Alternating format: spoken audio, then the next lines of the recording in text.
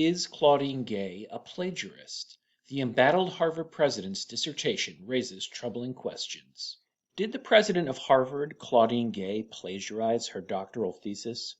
Kind of an amazing allegation coming out from Chris Rufo, who published the details on his Substack today. And I hate to be wishy-washy, but I'm going to say kind of yes and no. And technically, it is falling under the umbrella of plagiarism, but it's not quite what you might think if you just read the headlines. You might imagine that she just completely lifted her paper from someone else. And that's not quite how it was. It's more like she failed to give attribution in the proper way. She didn't quite change the words enough in her own paraphrases. But I mean, the funny thing is that she should kind of know how to do this because she's the president of Harvard. I mean, now she's the president of Harvard, but someone who reaches that position should have known while they were getting their doctorate, one would think. So that's why I find it kind of funny. On the other hand, this comes in the context of that congressional hearing, which the Republicans are so proud of and conservatives are kind of going crazy, that supposedly the president of Harvard, along with University of Pennsylvania and I think MIT, supposedly failed to like denounce calls for genocide against Jewish people.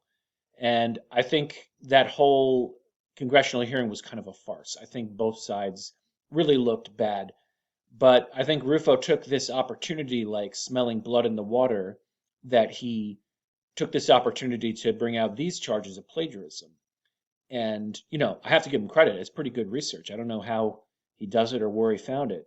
And it's an interesting question of, academic integrity, which I do think President Gay failed, but not necessarily because of dishonesty, just because of incompetence. Here is the Rufo article, Is Claudine Gay a Plagiarist? The embattled Harvard president's dissertation raises troubling questions. It lists allegations that she's been bullying colleagues and suppressing free speech and running a racist admissions program. And by that, Rufo means racist against Asians and white applicants.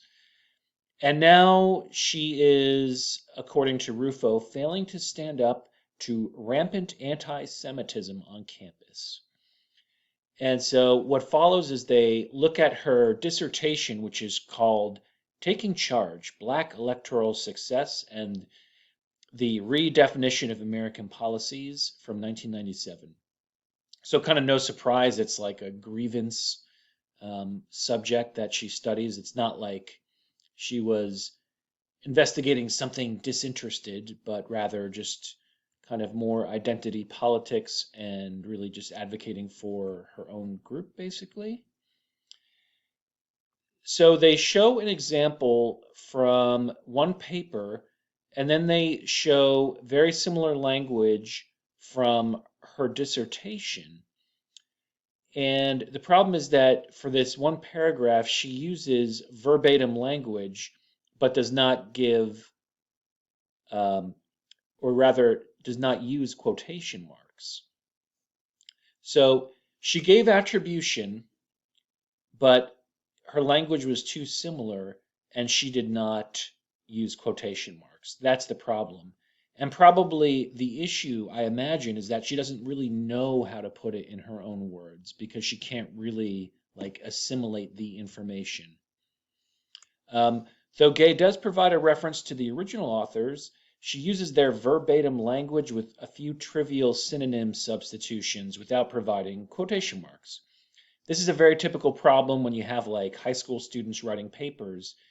It's like, oh, I have to summarize something. So, but like I'm going to switch this word around, so now it's not copying.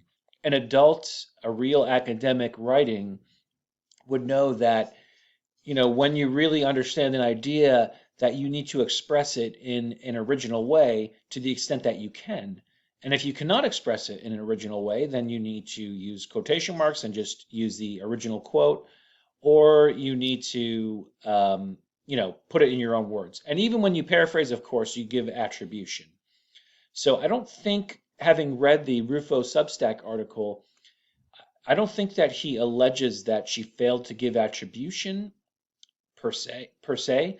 In a sense, she does fail to give attribution because she is like cribbing the language of her sources in a way that like crosses the line of plagiarism.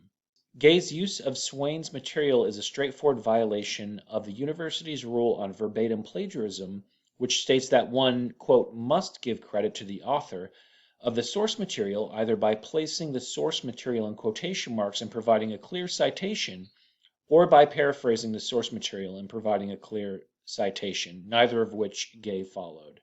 She uses the language of one of her sources without providing any citation. Because she repeats this phrase, descriptive representation and statistical correspondence of demographic characteristics. So it's not like Gay's original work, and she's not giving credit.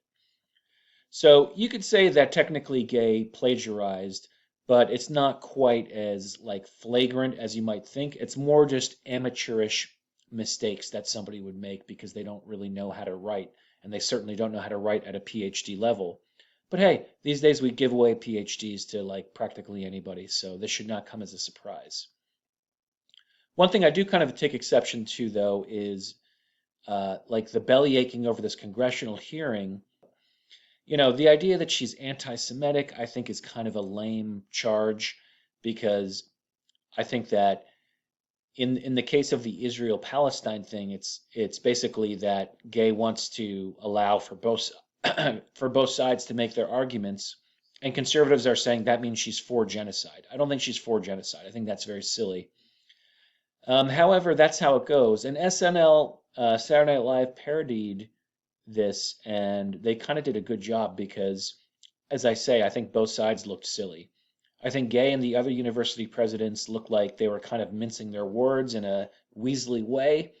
But, that Republican congressperson, Stefanik, she looked like hysterical, and she also looked ridiculous. She thought she had some great point, but it really looked like she was badgering them. So putting aside, here's the plagiarism issue, and here's the supposed anti-Semitism issue. With the plagiarism issue, I think there is some meat to that charge, at least. And if it took the scandal over Israel to get there, then I guess, don't look a gift horse in the mouth. My name is Michael McCara. Thank you so much for watching. In the description, you can find my Twitter handle. Follow me on Twitter. Visit my blog, michaelmccarablog.com, and finally, like and subscribe to my channel. I've only heard what love can do, and now I'm getting love from you.